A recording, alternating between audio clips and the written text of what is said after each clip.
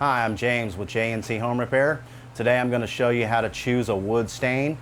First thing you want to know about choosing stains is whether you want a water-based stain, whether you want an oil-based stain, or you want a one-step stain that has the clear coat and the stain mixed together. It's all just a one simple step process.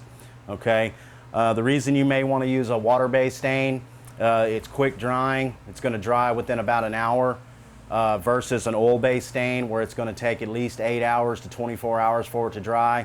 The oil base is actually going to sink in and soak into the wood a lot better than a water-based stain will.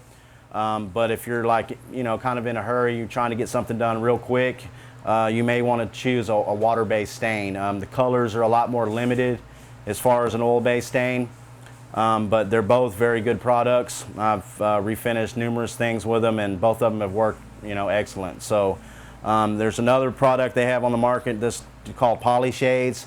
It's stain and polyurethane in one step.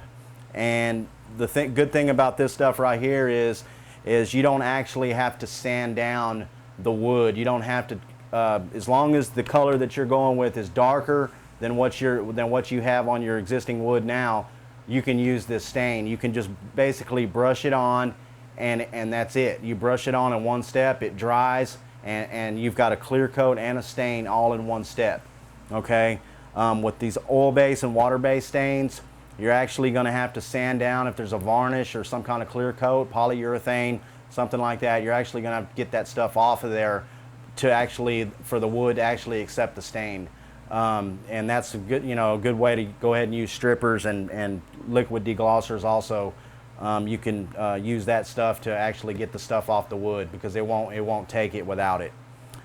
So that's a couple of things you need to consider when you're choosing a wood stain.